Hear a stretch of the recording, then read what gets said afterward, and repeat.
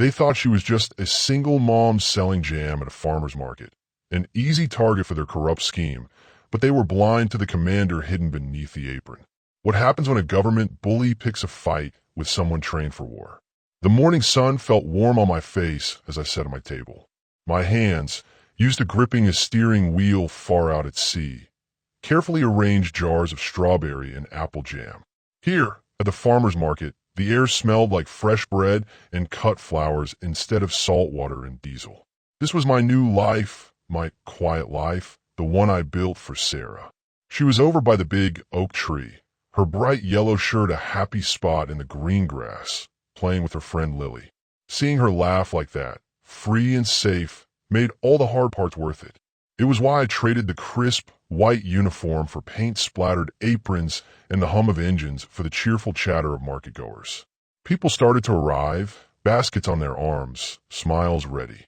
Mrs. Gable from the bakery waved, her apron dusted with flour. Mr. Henderson, the grumpy vegetable man, grunted a greeting from next door. This was my community now. They knew me as the jam lady, the single mom working hard to give her daughter a good life. They didn't know about the other life, the one where I was known by rank and call sign, the one where decisions meant more than just choosing between peach and plum. That life was locked away, a different uniform hung in the back of a closet, medals tucked into a box. It was over. It had to be. For Sarah. The market filled up. Voices mixed with the sound of a guitar player strumming a happy tune. I talked about how much sugar I used, how I got the berries so bright, how Sarah helped stick on the label sometimes. It felt good, normal. So normal, I almost missed them at first. Two men. They weren't looking at the crafts or the food. They weren't dressed for a sunny Saturday. Dark suits, even though it was warm. They stood by the fountain, just watching. Not watching everyone, but watching my stall. Watching me. A little shiver ran down my back, like stepping out of the warm kitchen into a cold pantry. It was silly, probably. Just people taking a break, maybe waiting for someone. Lots of different folks came to the market. But the feeling stayed. A tiny, sharp point of worry. I forced myself to smile wider at a customer buying a jar of blueberry. My hand was steady as I made change, but inside, a little alarm bell had rung. It was a sound I hadn't heard in a long time, a sound that meant pay attention. I glanced over again. They were still there. One was tall and thin, with sharp eyes that seemed to take everything in. The other was shorter, thicker, and kept fiddling with his cufflink. They weren't talking to each other much, just looking at me. My chest felt a little tight. Was it just my old habits kicking in? Was I seeing danger where there was none, like when I was constantly looking for threats in crowded ports or unfamiliar cities? Sarah ran up then, holding a balloon someone had given her. "Mommy, can I have a cookie?" she asked, her eyes wide. My heart swelled. This is what mattered. Cookies, balloons, sunshine. I knelt down, hugged her close, breathing in the smell of her hair. "Of course, sweetie," I said, my voice maybe a little too bright. I looked back towards the fountain over her head. The men weren't looking at me now. They were looking at Sarah. That's when the chill went from a tiny shiver to a deep, frozen block in my stomach. Their faces were blank, not friendly like they were watching a child play, but assessing, like they were cataloging something. They weren't just watchers. They were observers with a purpose, and that purpose seemed to involve my daughter. The pleasant market noise faded, replaced by a low hum of danger. My hands, the ones that just minutes ago were counting change for jam, clenched into fists at my sides. The softness of the apron suddenly felt wrong, a disguise that was too flimsy. I needed to get Sarah. Now, I stood up slowly, keeping my eyes on them. They turned away then, back to watching the crowd generally, but I knew. They had marked us. They had seen Sarah, and the way they looked wasn't casual. It was deliberate. Who were they? What did they want? And why were they looking at a single mom and her little girl at a peaceful farmer's market? The sunshine suddenly felt cold. My safe haven felt exposed. The ghost of my old life wasn't a ghost at all. It felt like it was walking towards me in a dark suit. As the day went on, I tried to push the feeling away. More customers came. I sold more jam. I made jokes, I smiled. But a part of my mind was elsewhere, alert. I saw them 2 more times before the market closed. Once near the bookstall, pretending to look at old maps. Another time by the exit, standing near a big black car that looked very out of place among the dusty pickups and minivans. They weren't subtle if you knew how to look, and I knew how to look. Every instinct screamed that this wasn't random. This wasn't a mistake. They were here for a reason, and that reason was connected to me. But why? I was nobody important anymore. Just Sarah's mom. Wasn't I? Packing up felt different. The usual tiredness was mixed with a tense energy like a wire pulled too tight. I kept Sarah close, holding her hand tightly as we walked past the stalls. I scanned the faces in the crowd, looking for the sharp-eyed man, the one who fiddled with his cufflink. I didn't see them right away. Maybe they were gone.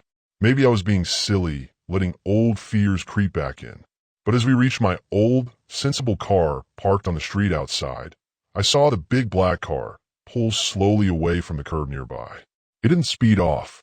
It just drove slowly down the road, past my car, past us. I couldn't see the faces inside through the tinted windows, but I knew. I knew they were in there, and they knew where I was. The sense of peace I'd built here, jar by careful jar, felt fragile, threatened. The market's sounds faded, replaced by the quiet hum of the black car's engine as it disappeared around the corner. They hadn't just watched me today. They had followed me out, and the quiet life I thought I had was about to get very, very loud. The feeling didn't go away when we left the market. It was like a shadow that clung to my car, following us all the way home. Every time I looked in the rearview mirror, I expected to see the big black car. I didn't, not exactly, but the feeling of being watched, of not being alone, stayed with me. Driving felt different. My hands gripped the steering wheel tighter than they needed to. My eyes flicked constantly to side mirrors, checking corners, scanning the road ahead. It felt like being back on patrol, but with no backup, no command center, just me and Sarah in the passenger seat, singing along to a kid's song. Getting home didn't help. The quiet street seemed too quiet. The familiar front door felt less like a safe place and more like an exposed entrance. I rushed Sarah inside, locking the deadbolt, checking the windows. This wasn't me. I wasn't supposed to be jumpy like this. I was supposed to be the calm, normal mom who made jam and helped with homework. But the calm felt fake, like a thin sheet pulled over something rough and sharp underneath. Later that week, it got worse. It wasn't just a feeling anymore. They showed up, not at the market this time, but near Sarah's school. I saw the tall, thin man standing across the street as I picked her up. He wasn't hiding. He was just there, watching the school gate. When he saw me see him, he didn't look away. He held my gaze for just a moment before turning and walking slowly down the block. It was a message, a clear, cold message that they knew where Sarah spent her days. My heart hammered against my ribs. This crossed a line. The market was one thing, my home another, but her school? That was sacred ground. Fear, hot and sharp, mixed with a different feeling, one I hadn't let myself feel in years. Controlled, focused rage. They'd picked the wrong person to try and scare by going near her child. They didn't know who they were dealing with. Not really. The next day, they came to my house. I was in the small garden, trying to weed, trying to feel normal. A dark sedan, not the black car from the market, but similar, pulled up to the curb. The two men from the market got out. They walked up the path slowly, like they owned the place. My hands, covered in dirt, trembled for a second, then grew steady. I stood up, wiping my hands on my pants, making myself look small, confused. The jam-making mom. They stopped a few feet away. The tall one did the talking. His voice was polite, almost soft, which made it even more chilling. "Mrs. Jones?" he asked, even though he clearly knew who I was. I nodded, trying to look unsure. "Yes." He smiled then, the same thin smile from the market. "We just have a few questions for you. Nothing to worry about." He held up a badge, but too quickly for me to read it clearly. It looked official, like the ones police or government people use. "Questions?" I asked, making my voice sound a little shaky. "About what?" I just sell jam." The shorter man chuckled, a low, dry sound. "We know what you sell, Mrs. Jones," he said. "We're more interested in what else you might know. About certain activities. Shipments. Deliveries." "Shipments? Deliveries? What were they talking about?" I made my face look blank, like I didn't understand. "I don't know anything about that," I said, shaking my head. "I haven't been involved in anything like that." The tall man leaned forward slightly. His eyes were like chips of ice. "We have information, Mrs. Jones. Information suggesting you have connections, that you've been useful to certain parties involved in the movement of sensitive items through this area." He paused, letting the words hang in the air.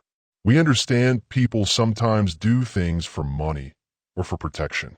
We can offer protection, Mrs. Jones, and perhaps other benefits, if you cooperate."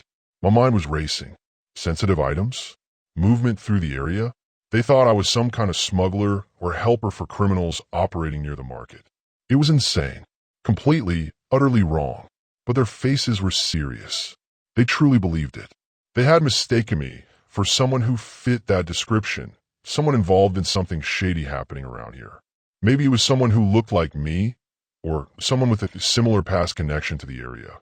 The tall man gestured vaguely towards the town. Things come in, things go out. Sometimes people with the right skills, the right contacts, can make that process smoother. He was talking about my skills. My real skills. Did they know something? Or were they just guessing, throwing out words hoping something would stick? No, they seemed too sure. They had clearly gotten some bad information, pieced together clues about someone, and landed, disastrously for them, on me.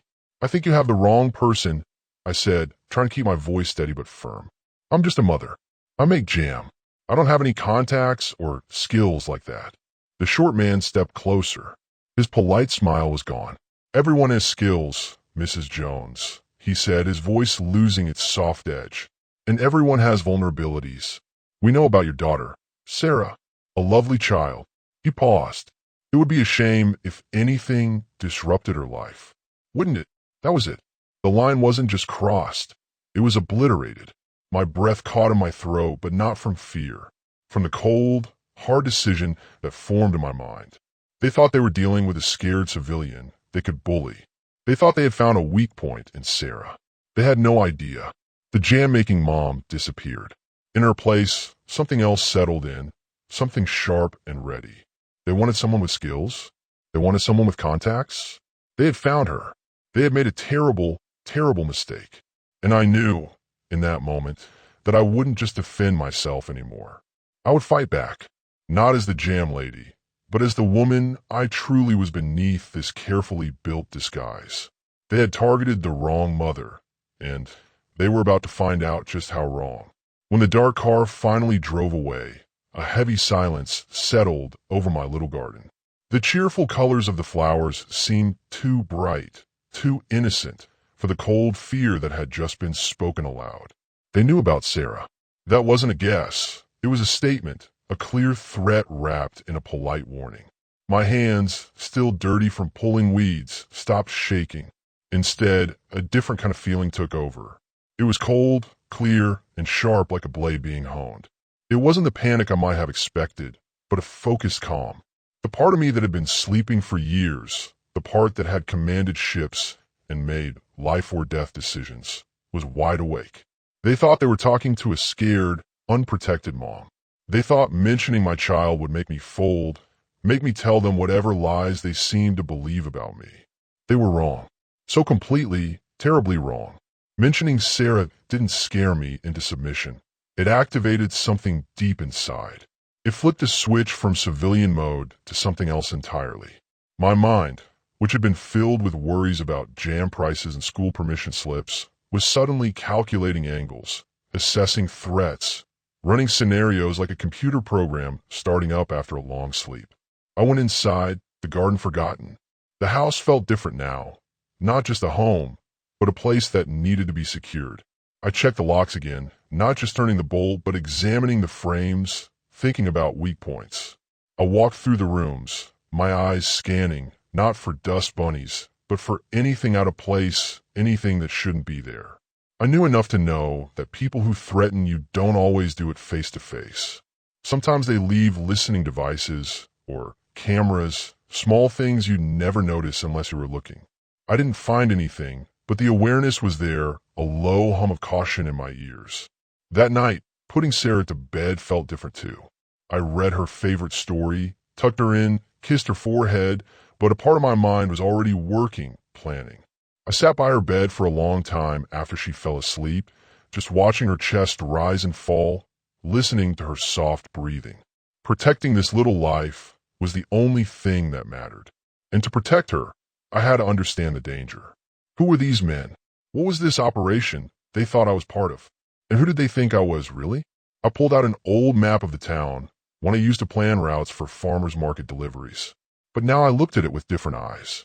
I saw roads, sure, but I also saw escape routes, blind spots, places where surveillance would be easy or hard. I thought about their car, the way they stood, the words they used. They were professional, but not top tier. Government, maybe, but maybe a part of it that worked in the shadows, maybe even a corrupt part using government power for their own bad business. The shipments they mentioned, what were they moving? And through here, it didn't fit anything I knew about this quiet town. The pressure didn't stop.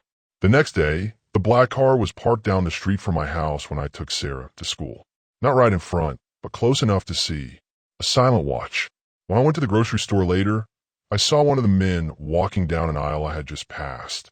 He didn't look at me directly, but I felt his eyes on my back. They were letting me know they were always there. Always watching. It was a classic tactic meant to make you feel trapped, scared, to wear you down until you gave them what they wanted, even if you didn't have it. But it wasn't working the way they expected. Instead of feeling trapped, I felt ready. The fear for Sarah was a powerful fuel, but the old training provided the engine. My mind was sharper than it had been in years.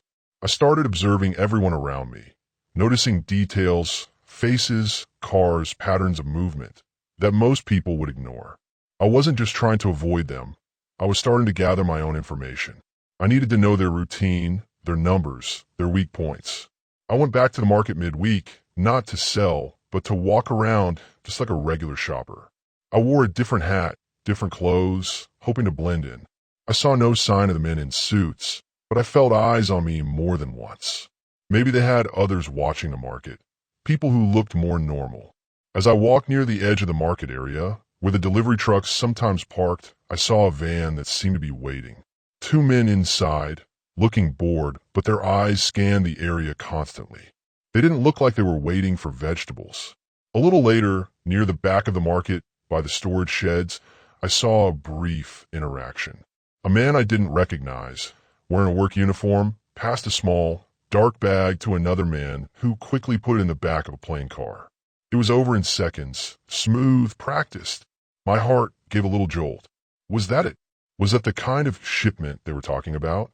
Small, quick transfers happening right here, under the noise and bustle of the market? And did they think I was somehow involved in helping make that happen? It was a piece of the puzzle, small but important. It showed me what their operation might look like on the ground. Standing there, pretending to look at pottery, my mind was connecting dots. The market, the shipments, their belief that I had connections and skills. They must think I was some kind of go-between, using the market as a cover, maybe using old contacts from my past life in some twisted way they imagined. The absurdity of it was almost funny, but the danger was very real. They were convinced I was part of this, and people who are convinced of the wrong thing can be very dangerous. As I walked away from the market, the sun felt warm again, but the world had changed. It wasn't just a friendly place anymore. It was a potential stage for something secret and bad. And I was caught in the middle of it. They had pulled me in because of a mistake, but now I was in it. Running wasn't an option. They would find us. Hiding wouldn't work. They were already watching. There was only one way out that kept Sarah safe and my conscience clear. I had to take the fight to them. They had made me a target, but they had no idea I was armed. Not with a gun, but with something far more precise and dangerous. Training, discipline, and a mother's fierce, protective love. My old life had taught me how to fight battles. It was time to remember everything. Stepping out the front door felt different that morning. It wasn't just leaving the house. It was beginning a mission. The fear was still there, a low hum, but it was layered now with a cold focus, a sense of purpose that felt strangely familiar. The skills I'd packed away like old uniforms were coming back to me, sharp and ready. My mind was a map, plotting routes, calculating risks, identifying objectives. They wanted to play games in the shadows? Fine. I knew those shadows better than they did. My first move seemed simple, a trip to the public library. On the surface, I was just a mom looking for books for her daughter. But my real work started the moment I left the driveway. I drove a slightly longer route, watching for tails. I checked my mirrors constantly, using techniques that felt as natural as breathing, looking at reflections in shop windows, checking for cars that appeared in multiple places they shouldn't. I didn't spot the black car or the sedan right away, but the awareness was there, a heightened state of alert that felt both exhausting and oddly energizing. At the library, I wasn't browsed the kids section. I was in the local history archives, looking at old town records, maps from years ago, anything that might shed light on the area's past, its connections, maybe even something that could explain who they thought I was or what kind of operation was happening here. I scanned old newspaper articles, looking for reports of strange events, focusing on the time period before I moved here, but also keeping an eye out for anything recent that seemed out of place. While I was there, I also used a public computer, not to check email, but to do searches. I used careful, general terms at first, local shipping, area transport, small cargo planes nearby. Then I got a little more specific, thinking about the brief exchange I'd seen at the market. Unauthorized deliveries, private airfields near town name.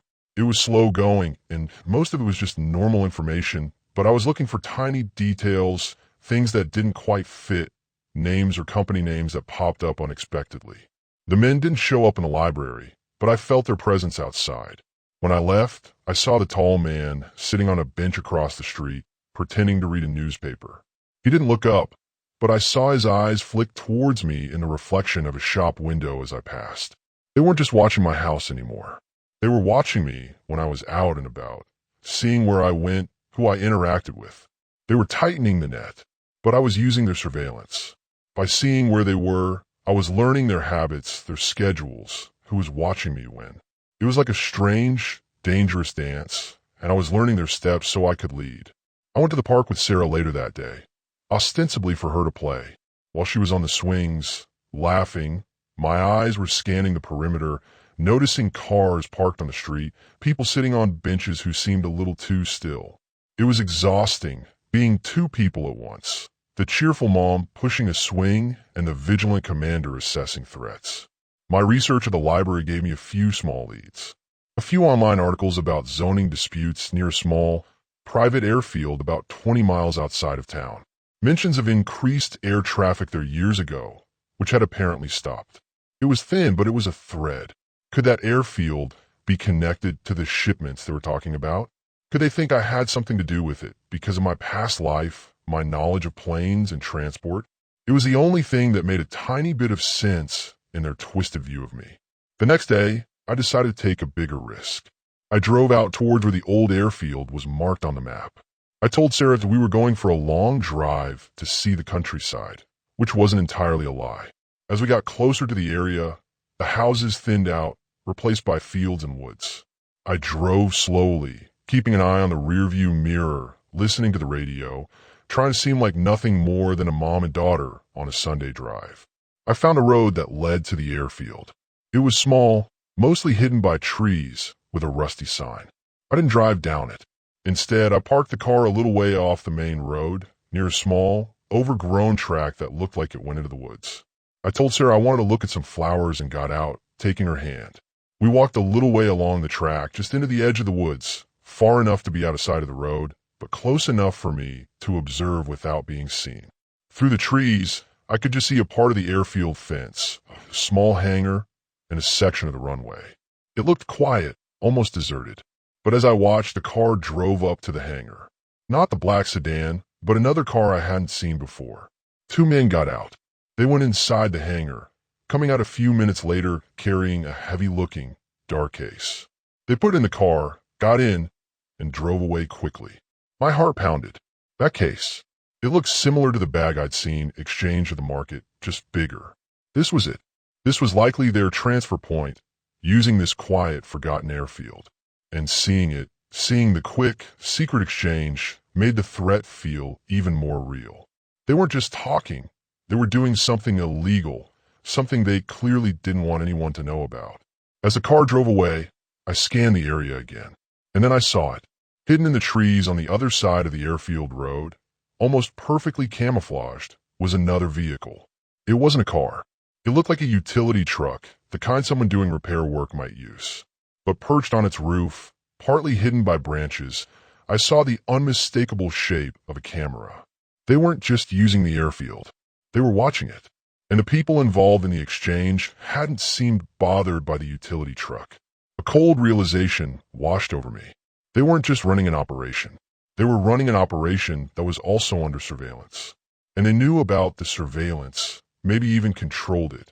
Were the men who visited me the same ones watching the airfield? Or were they a different group? Maybe the ones doing the watching who thought I was connected to the people using the airfield. I quickly led Sarah back to the car, my mind spinning. I had confirmed their activity and found a potential surveillance point. But I had also realized the situation was more complicated, more layered than I first thought. There wasn't just one group here. There were at least two, maybe more, moving in the shadows, and I was now stuck in the middle of their dangerous game. I had gathered information, but I had also just put myself in even greater danger. The stakes had just been raised higher than I could have imagined. Finding that camera hidden in the woods near the airfield felt like finding a secret message in a bottle. It wasn't just the people with the case who were doing something hidden. Someone else was watching them. My brain, the part that used to solve complex problems under pressure, immediately started sorting things out. Why would someone watch that airfield? Were they police? Another group trying to steal whatever was in those cases? Or were they connected to the men who kept bothering me? The puzzle had just gotten much bigger, and the pieces didn't fit together easily. I thought about the two men who visited my house. The tall one with the cold eyes, the shorter one who talked about Sarah. They seemed official, but their methods felt not quite right for real police. Threatening a child? It felt more like thugs with badges, or maybe a part of the government that didn't play by the rules. They thought I was involved in whatever was happening at the airfield, helping move those cases. But if they were watching the airfield, why didn't they just grab the people there? Why come after me, the jam lady?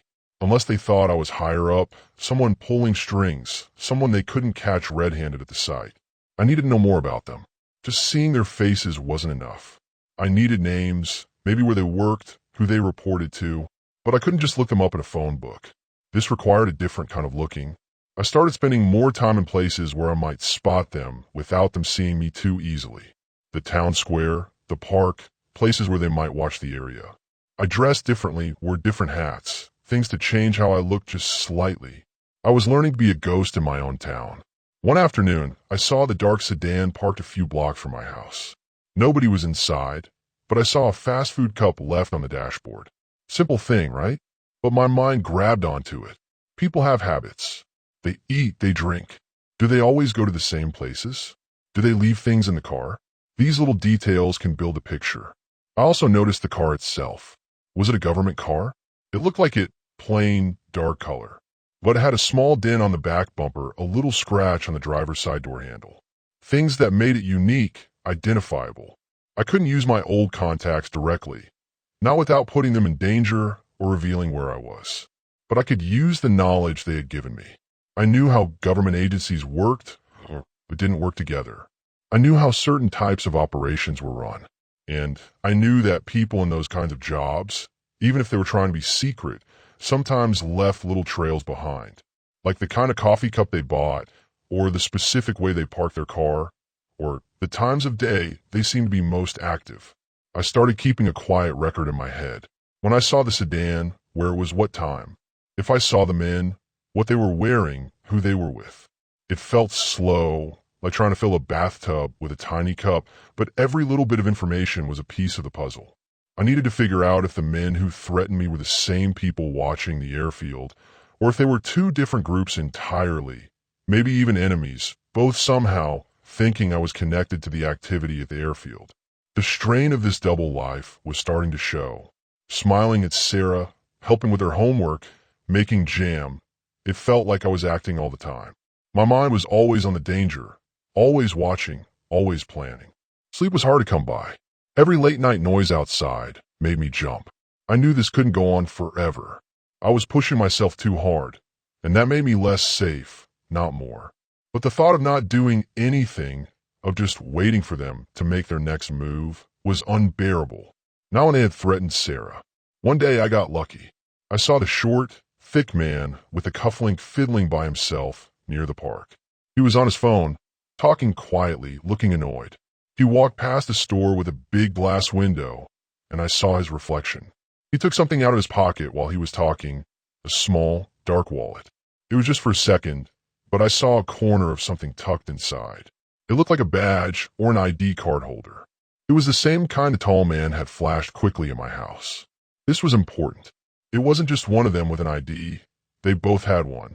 It suggested they were working together and that they likely belonged to some kind of official group, even if they were using their power for bad reasons. It didn't tell me which group, but it confirmed they weren't just random criminals pretending to be cops. They had some kind of authority, which made them even more dangerous. As he walked away, I felt a shiver, not of fear this time, but of grim certainty. They had government ID. They were involved in moving illegal shipments through the airfield. They were watching the airfield themselves, or maybe working with the people who were. And they thought I was somehow connected to it all, despite the fact that I made jam for a living. The picture was starting to form, but it was a twisted, ugly picture. It showed a corrupt group using their power for crime, a group that had mistakenly decided I was the key to their operation. And knowing they had real authority, even if they used it wrongly, made their mistake about me terrifying. They wouldn't give up easily. They believed their own bad information, and that belief was about to lead them to do something very, very dangerous. The trap was sprung on a Tuesday. Not at the market, not near the school, but in the small, quiet parking lot behind the town's little post office. I had just mailed a letter to my mother, keeping up the appearance of a normal life, when the dark sedan pulled in quickly, blocking me in. The two men got out, their faces hard, no more fake smiles. This wasn't a social call. This was them making their move. Mrs. Jones, the tall one, said, his voice flat and cold, "We need you to come with us."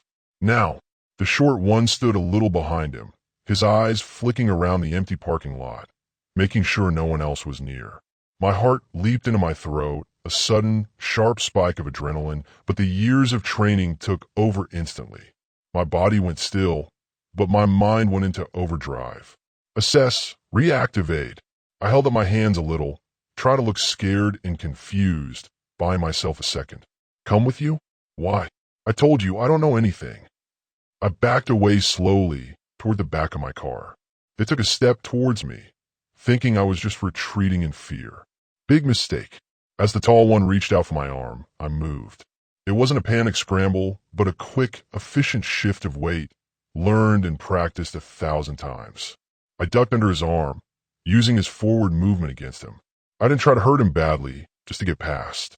As I slipped by, my elbow came up just enough to connect with his side, a sharp, focused jab that made him grunt and falter. The short one moved to cut me off, but I was already moving. I used the back of my own car as cover, putting a solid object between me and him. He came around the side, quicker than the tall one. He grabbed for me, his hand reaching for my shoulder.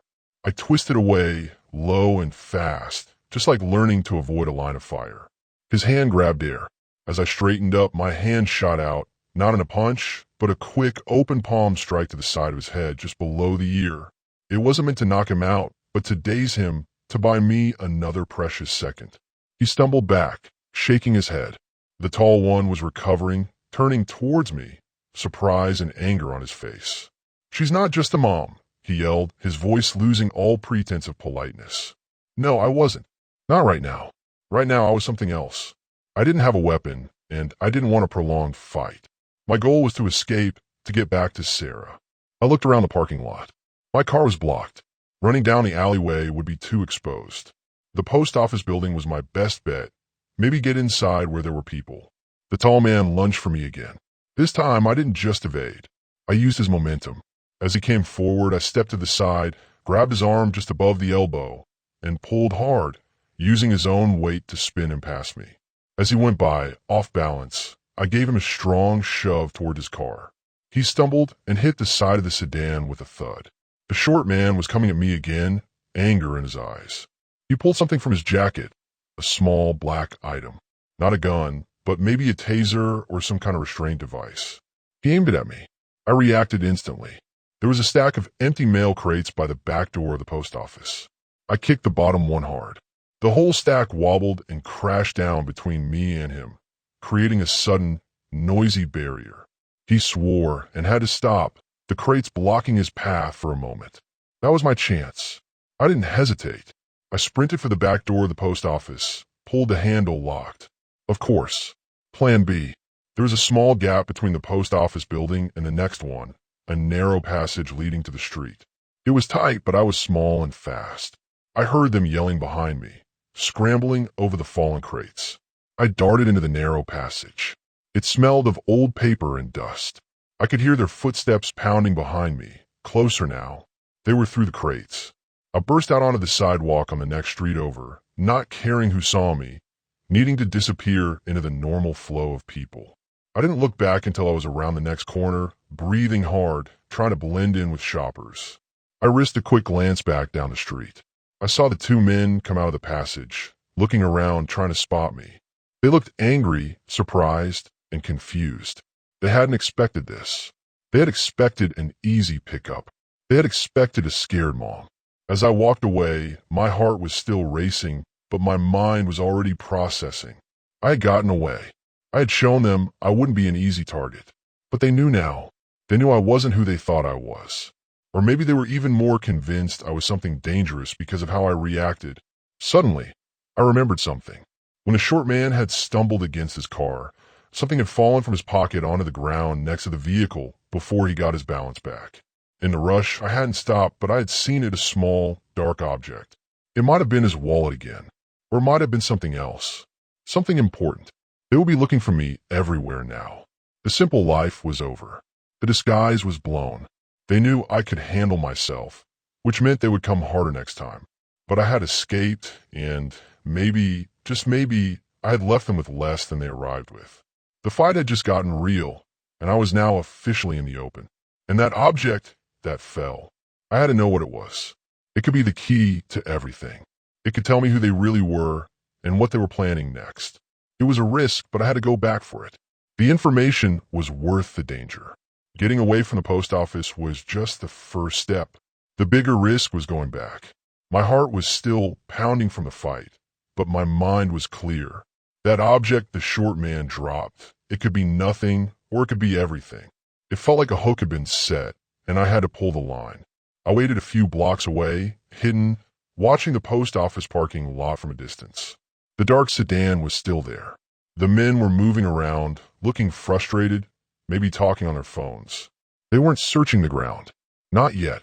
Waiting felt like an eternity. Every car that drove by, every person walking on the sidewalk, made me tense up. I needed them to leave. Finally, after what felt like forever, but was probably only 20 minutes, the two men got back into the sedan. They didn't speed off. They drove slowly out of the parking lot, turning away from where I was hidden. I watched them until they were out of sight, counting seconds, making sure they weren't just circling the block. When I was sure they were gone, I moved. Walking back felt different this time. Not like I was being hunted, but like I was the one on the hunt. My eyes scanned everything, rooftops, windows, parked cars, looking for any sign they had left someone behind to watch. The parking lot was empty now, quiet under the afternoon sun. I walked carefully towards the spot where the short man had stumbled by his car, my eyes on the ground. And there it was. Small, dark, lying partly under the edge of a parked car. It wasn't a wallet. It was a device that looked like a tough, small phone, but different. Secure communication. And next to it, partly folded, was a small card. I snatched them both up quickly, my fingers brushing against the rough asphalt. I didn't stay. I got back in my car and drove away, not home, but to a quiet spot I knew by the river, a place where I could think. Looking at the device, and the card felt like holding pieces of secret. The card wasn't a full ID, just a part, but it had a name and a seal that looked official, but for a section I didn't fully recognize, something about special assets. The device was locked, but years of working with different types of secure communications gave me an idea of how it might work, what kind of information it might hold. It was encrypted, scrambled, so no one could read it easily. But I knew people who knew how to unscramble things like this. People from my old life. This was the moment.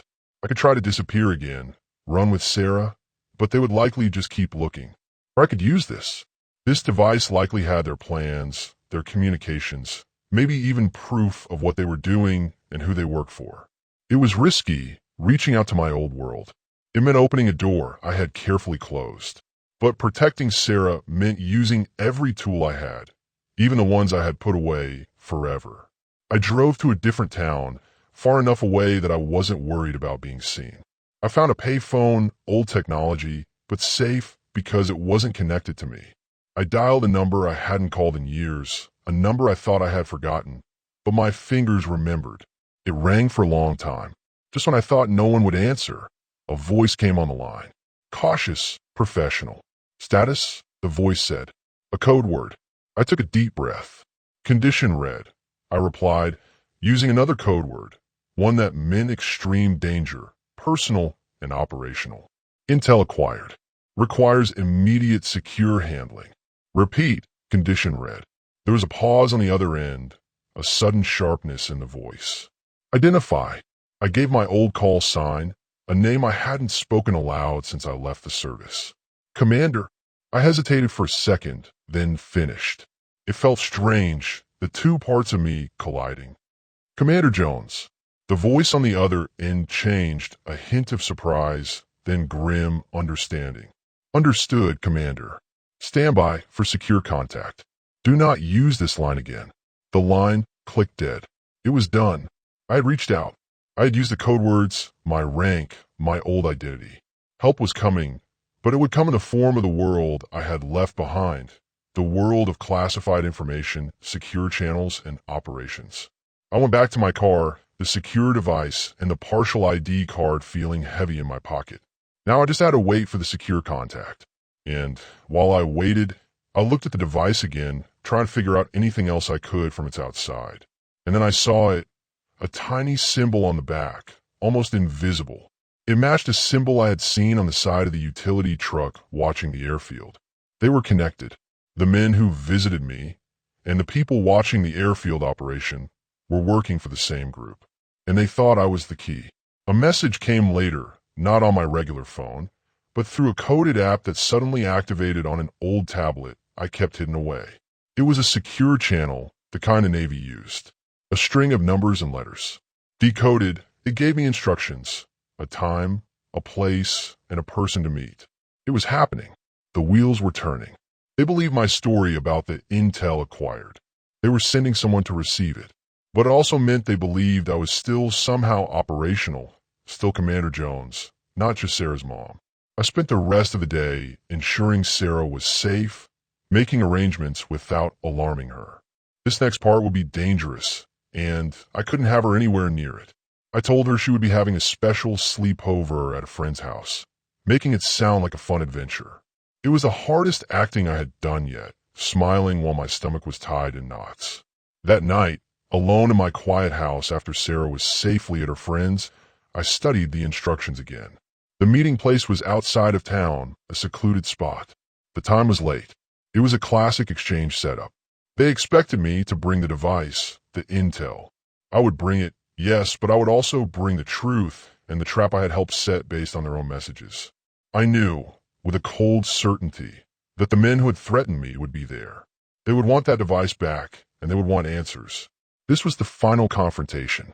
It was time to stop running and hiding, and to face them head on, not as a scared mother they thought they could break, but as the commander who had used their own mistake to bring their world crashing down. The night air was cool and still as I drove towards the meeting place.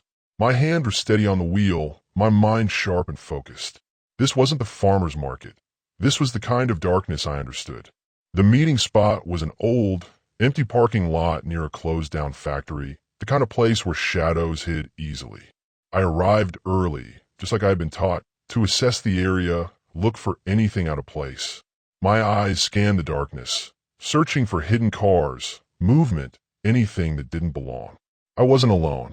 From my contact's coded message, I knew legitimate authorities, alerted by my condition red call and the initial information passed through secure channels, would be nearby, watching. My job was to draw the corrupt agents out, get them to show their hand, and provide the solid evidence my contact needed to move in officially. The secure device I found was in my pocket, the key piece of proof. I parked in the middle of the lot, leaving my car lights off. I got out and stood by the door waiting. Every sense was on high alert. The wind blowing through the empty factory windows sounded like whispers. The distant hum of the town felt miles away. This was my stage, set for a final act. Then headlights. 2 sets. They approached slowly, cautiously, one car pulling into the lot entrance, the other circling to block the exit. The dark sedan was one of them. A different, larger SUV was the other. My heart gave a quick, hard thump, but I stayed still, projecting calm, like a decoy waiting to be sprung. The dark sedan parked about 50 feet away. The 2 men, the tall one and the shorter one, got out. They didn't look confident this time.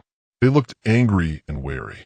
The SUV also stopped, and 2 more figures got out, bigger, maybe security. This was their team.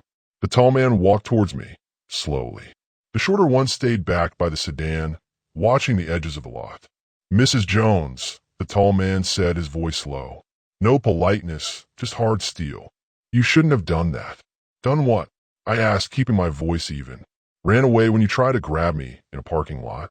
He stopped a few feet away. "You know what we mean. The device. The information." "Oh," I said.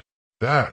I reached into my pocket and pulled out the secure device, holding it up just enough for him to see in the dim light. "You mean this?" His eyes fixed on the device. Greed, relief, and suspicion warred on his face. "Give it to me," he ordered, holding out his hand. "What?" I asked. "So I can go back to making jam and pretending none of this happened? You threatened my daughter. You thought I was someone I'm not. You operate some kind of illegal shipment ring through the old airfield, and you use government authority to scare people." His face hardened. "You know too much." "I know enough," I said. "I know you thought I was involved because of some bad information. Maybe someone with a similar background? Someone who actually uses the market as a cover? You chased the wrong lead, and now you're caught." He took a step towards me, his hand going inside his jacket. "Give me the device, and maybe we can make this easier." "It's already done," I said, my voice clear. "The information from this device, everything on it, has already been sent to people who will use it properly." His eyes widened for just a second in disbelief and rage. He lunged for me. That's when the lights hit. From the edges of the parking lot, powerful spotlights flared on, blinding the agents. Sirens wailed in the distance, getting closer fast. Figures in tactical gear, the legitimate authorities alerted by my contact, swarmed into the lot from the shadows. It was chaos.